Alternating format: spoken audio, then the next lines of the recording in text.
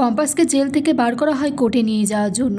তখন একজন lady constable বলছে, স্যার ওকে দড়ি দিয়ে বাঁধুন, না হলে বলা যায় না। তখন পুলিশ বলছে, না, শুনেছি ও ভালো স্টুডেন্ট, ও বুদ্ধিমতী, ও যা কেস খেয়েছে এরপর আর কিছু পালানোর চেষ্টা করবে না। কম্পাস বলছে, হ্যাঁ আমাকে নিয়ে চলুন স্যার, কোনটা সত্যি কোনটা মিথ্যে ওখানে প্রমাণ হয়ে যাবে। অন্যায়টা যখন আমি করিনি শাস্তিও আমি পাবো না, আবার স্বামীর সাথে যে এটা করেছে উল্টে সে শাস্তি পাবে।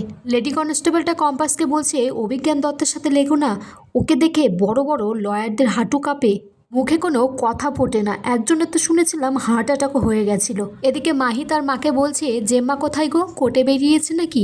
তখন ওর মা বলছে, তোর সব ব্যাপারে এত নাক গলাতে হবে না, তোকে কলেজ যেতে হবে, কলেজ যা। মাহিকে তার মা বলছে, এই বাড়ির লোকের সম্পর্কে তুই বেইমানি করিস না।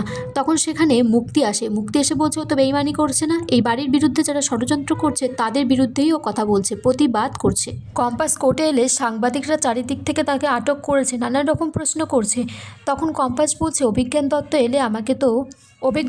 এলে আমাকে হেনস্থা করার জন্য উঠে পড়ে লাগবে, মা এলে তো আমি একটু জোর পেতাম। এদিকে অভিজ্ঞান দত্ত বলছে, কম্পাস আমাদের সাথে যে অন্যায়টা করেছে তার শাস্তি পাওয়া খুবই জরুরি। মোনালিসা বলছে, দাদু আমি তোমার সাথে কোর্টে যাব। তখন অভিজ্ঞান দত্ত বলছে, না, তুমি বরঞ্চ বিহানের কাছে গিয়ে বসে থাকো, ও কোমা থেকে ফিরলে যাতে জানতে পারে কম্পাস নয়, তুমি ওর জন্য প্রে করেছো, তুমি ওর জন্য রাতের পর রাত জেগেছিলে। তারপর এক এক করে বাড়ির সবাই কোর্টে উপস্থিত হয়, বিচার পর্বও শুরু হয়ে যায়। অভিজ্ঞান দত্ত তখন কম্পাসকে বলছে, তুমি কলেজের পারমিশন ছাড়া ওই ল্যাবে কোনো ক্ষতিকারক মেডিসিন তৈরি করছিলে। ঘটনাচক্রে বিহান চক্রবর্তীর সাথে কম্পাসের বিয়েটা হয়। তখন বিহান জানিয়ে দিয়েছিল যে তিনি কম্পাসকে পছন্দ করেন না। বিহানের এই অবস্থার জন্য একটা বড় ষড়যন্ত্র করেছে কম্পাস বিহানের স্ত্রী বলে গার্ডটা কিছু বলেনি এতদিন, কিন্তু সেই দিন সেখানে বিহান চলে আসে আর একটা বিষাক্ত গ্যাস লিক করে বিহানের এই অবস্থা হয়। তখন কম্পাসের লয়ারটিকে জাজ বলে, এবার আপনার কিছু বলা থাকলে বলুন।